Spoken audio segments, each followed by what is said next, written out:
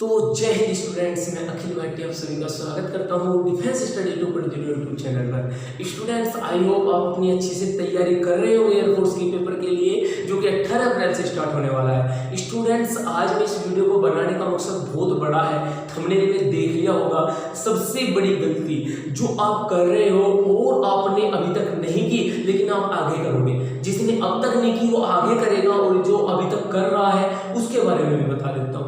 Students, सबसे बड़ी गलती थंबनेल में देख लिया होगा वीडियो के, क्या है सबसे बड़ी गलती जो आप कर रहे हो जिसके कारण एग्जाम क्रैक नहीं होगा। डीमोटिवेट नहीं कर रहा हूँ, आप ये सोच रहे होंगे कि भैया तो डीमोटिवेट कर रहे हैं। डीमोटिवेट नहीं कर रहा हूँ, गलती को सुधारने की तरीका बता रहा हूँ, गलती को सुधारने का तरीका बता रहा हूँ, स्ट्रेटेजी बता रहा हूँ जिसके कारण एग्जाम क्रैक हो सकता है। लेकिन स्टूडेंट्स, जिस गलती को कर रहे हो इस गलती के कारण एग्जाम क्रैक नहीं होगा। गारंटी से कह रहा हूँ, लिख के रख लो कि एग्जाम क्रैक नहीं होगा अगर ये गलती आपकी रेगुलर रही। क्या है गलती, ऐसा क्या है जिसके कारण हमारा एग्जाम क्रैक नहीं होगा?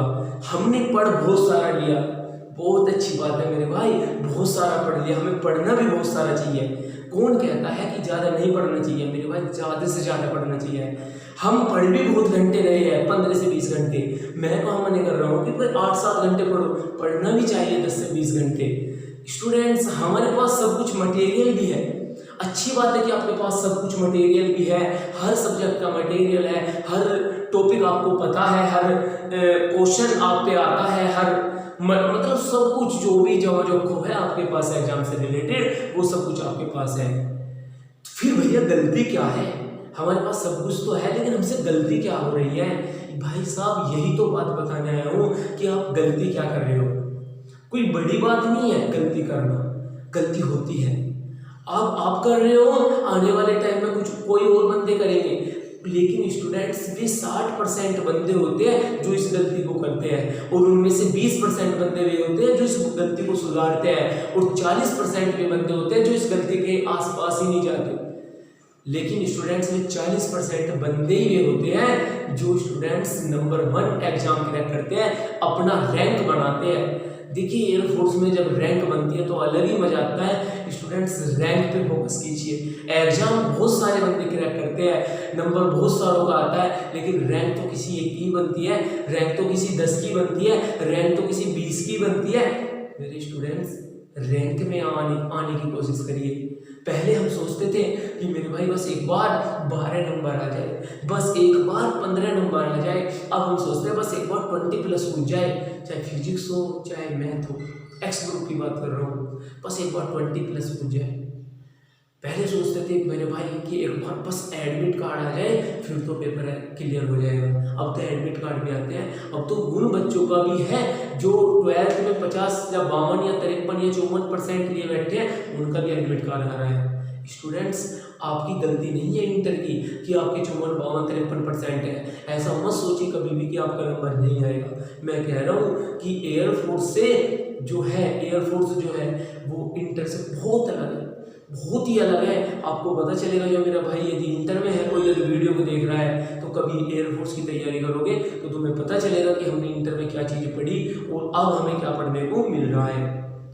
लेकिन गलती क्या है, गलती हम क्या कर रहे हैं, गलती तो बताओ। तो भैया, गलती बताने के लिए आया हूँ इस वीडियो में। तो इस वीडियो को आप एक उस नज़रिए से देखोगे जिस नज़रिए से मैं आपको दिखाना चाहता हूँ। आप डिमोटिवेट मत नहीं होने के, आप यदि गलती आप कर भी रहे हो ये चीज़ की तो आप इसे सुधारोगे। स्टूडेंट्स, अभी 2-4 दिन पहले मैं एक अपने दोस्त से मिला जो कि नेवी में सिलेक्टेड था 2018 के बैच में।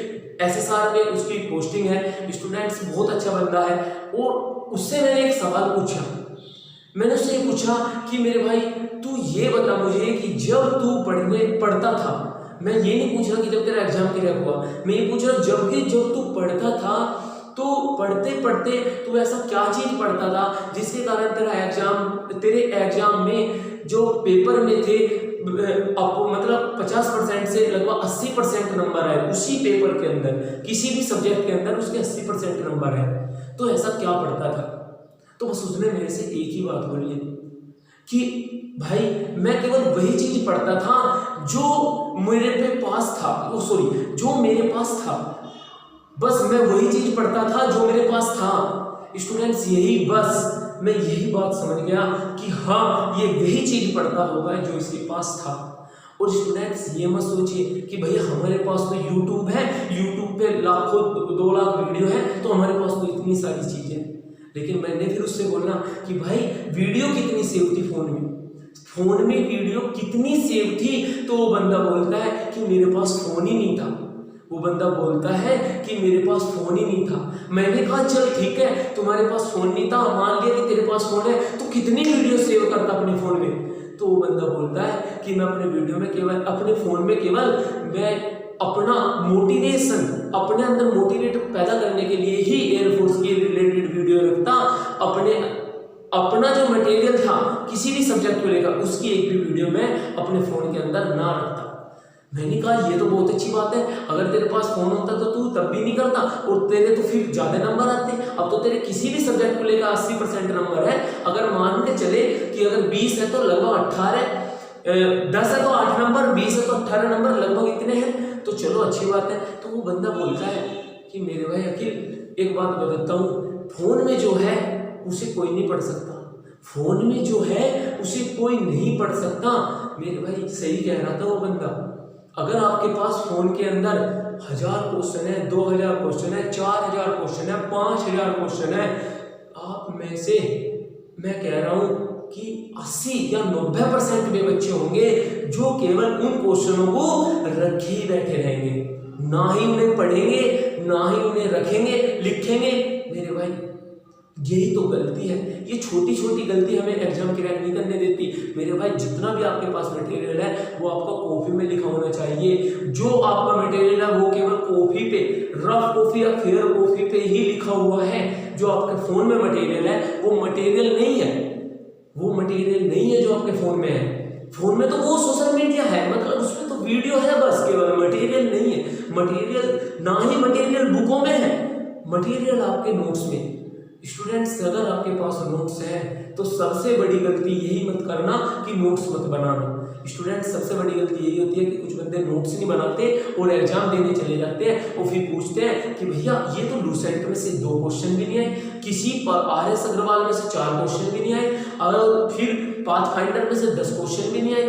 मेरे भाई पढ़े तो थे, मुझे भी पता है कि तुमने पढ़ा था, लेकिन पढ़ा केवल तुमने बुकों से था, पढ़ा केवल तुमने वीडियो में था, लिखकर एक अक्षर भी नहीं लिखा। तो सबसे बड़ी गलती यही है कि भाई पहले तो लिखना है, लिखना है। दूसरा बात है कि आपको समझना है कि हाँ समझ में आ रहा है तो सही बात है, नहीं समझ में आ रहा तो दोबारा देखकर दोबारा लिखना है।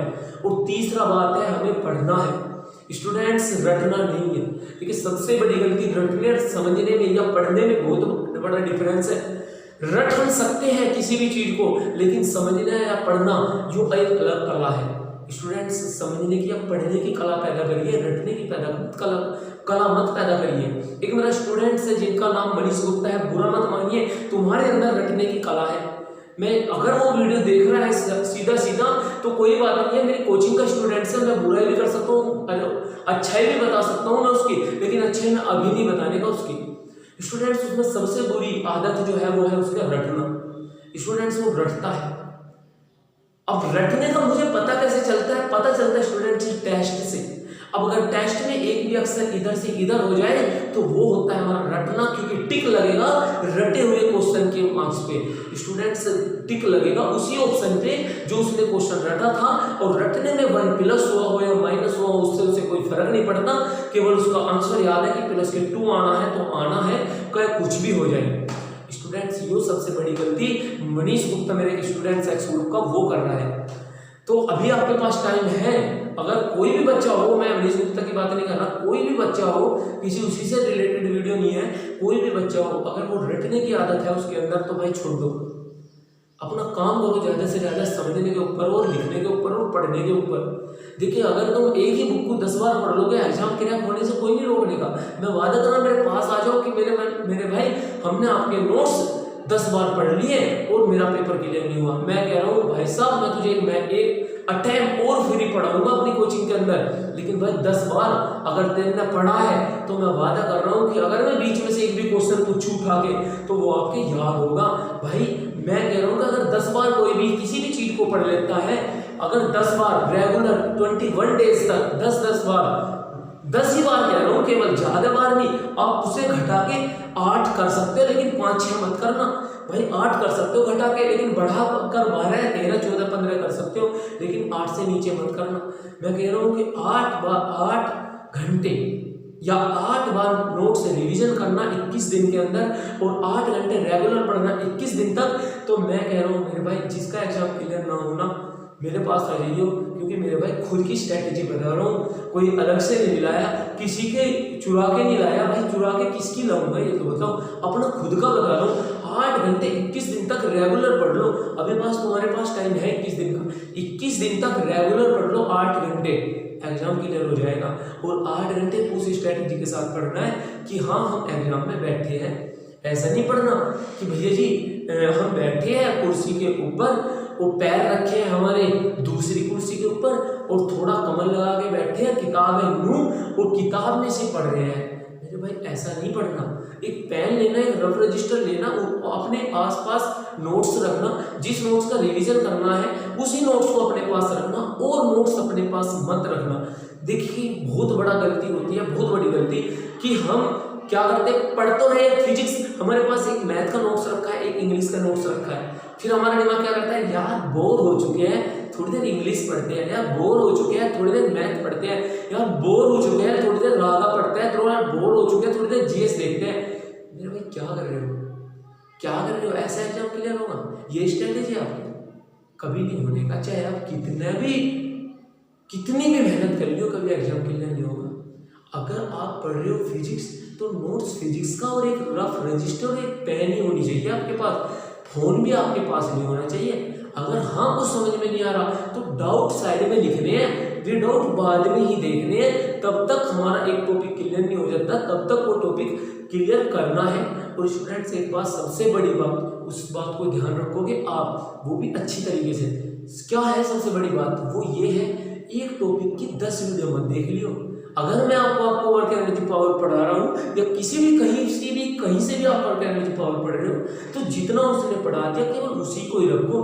स्टूडेंट 10 वीडियो देखने की आदत मत डाल लो एक टॉपिक के ऊपर, टाइम बर्बाद दिया ना, वो तुम्हारी 10 रहेगी 10 की 10, और जो सबसे शुरू में तुमने पहली देखी ना वो रहेगी, तो उससे कोई लाभ नहीं है, ना तुम्हारी 10 का कोई लाभ, ना तुम्हारी फर्स्ट का कोई लाभ, तो वो तुम्हारा टॉपिक ही खत्म हो जाएगा। तो स्टूडेंट्स मैं बस यही कहना चाहता हूँ, अगर आप पढ़ रहे हो एयरफोर्स के लिए, तो एयरफोर्स के तरीके से पढ़ो। बेसिक सबसे एडवांस है, बेसिक टू एडवांस पढ़ना सीखो, एडवांस टू एडवांस मत पढ़ो। एडवांस टू एडवांस पढ़ोगे तो एनडीए का पेपर दो, एडवांस टू एडवांस ही आता है और एग्जाम भी क्लियर होता है। लेकिन यदि एयरफोर्स का पेपर दे रहे हो तो बेसिक टू एडवांस चलोगे तो आसानी से पेपर क्लियर होगा। भाई एक्सपीरियंस है, एक्सपीरियंस बता रहा हूँ, अलग से कुछ नहीं है। स्टूडेंट्स आज मैं बता रहा हूँ, कुछ दिन के बाद यदि तुम पेपर दे लोगे तुम भी बताओगे, वादा कर रहा हूँ कि तुम भी बताओगे। आज तुम मुझे नहीं बताने के, लेकिन अपने छोटे भैया को बताओगे जो इंटर में होगा, बताओगे 100% श्योर है कि आप ये बात जरूर बताओगे, और आपको बतानी पड़ेगी। क्यों? क्योंकि आपके पास एक्सपीरियंस होगा। स्टूडेंट्स ज़्यादा एक्सपीरियंस नहीं है मेरे पास, लेकिन जितना भी है वो आपको मैं प्रोवाइड करा रहा हूँ। तो मेरे आज का सबसे बड़ी गलती आपके लिए यही थी, आप ये कर भी रहे हो कि आप जो अपने नोट्स जो रिवीजन कर रहे हो वो रिवीजन रेगुलर नहीं रख रहे। एक सोच रहे हैं कि लास्ट में रिवीजन करेंगे। भाई लास्ट में कब करोगे? नए नए क्वेश्चन पुटअप कर रहे हैं कुछ लोग, तो भाई नए नए क्वेश्चनों से होगा क्या? ये बताओ, नए नए क्वेश्चनों से होगा? कब तक जोड़ोगे नए नए क्वेश्चन? 500 कर लोगे, 1000 कर लोगे, उन नए नए क्वेश्चन को जोड़ोगे कब तक? भाई एक कॉन्सेप्ट को पकड़ो, उसके क्वेश्चन रिलेटेड करो, थोड़े से 10 या 15 रिलेटेड करो। भाई वो बताओ 25 क्वेश्चन का ही तो पेपर आना है, 25 में से वो तुम्हें 500 क्वेश्चन कोई ना देगा। मेरे भाई 500 क्वेश्चन के तरीके अलग अलग हो तो उससे क्या फायदा? एक तरीका पकड़ो, उसके 5-6 क्वेश्चन करो, उसके बाद उस तरीके को छोड़ दो और नेक्स्ट तरीका पकड़ो। मेरे भाई इसी तरीके से अगर तुम टॉपिक क्लियर करोगे तो डेफिनेटली एग्जाम क्लियर होगा। इस वीडियो के माध्यम से मैं केवल यही बात बताना चाहता था स्टूडेंट्स आपको सॉरी, तो ये गलती मत करना कि आप पढ़ क्या रहे हो और समझ में आपके क्या आ रहा है। और स्टूडेंट्स सबसे बड़ी गलती जो मैं आपको नेक्स्ट वीडियो में बता सकता था, लेकिन मैं जाते जाते बताता हूँ कि क्या बताऊँगा, वो बताऊँगा कोचिंग का छोड़ना। स्टूडेंट्स सबसे बड़ी गलती है कोचिंग का छोड़ना। जो बच्चा कोचिंग कर रहा है तो कोचिंग को मत छोड़ दो। जो बच्चा यूट्यूब प्लेटफॉर्म पे पढ़ रहा है, अकेडमिक प्लेटफॉर्म पे पढ़ रहा है, तो केवल जिस टीचर से पढ़ रहा है केवल उसी टीचर से पढ़ता रहिए, पेपर एग्जाम क्लियर हो जाएगा। स्टूडेंट्स अगर तुम एक ही टॉपिक की 10 वीडियो देखोगे एग्जाम क्लियर नहीं होगा। वो अगर एक टॉपिक की एक ही वीडियो एक ही टीचर से देखोगे तो डेफिनेटली एग्जाम क्लियर होगा। ये बात मैं आपको नेक्स्ट वीडियो में बताऊंगा। तो स्टूडेंट्स जय हिंद, जय भारत, वंदे मातरम।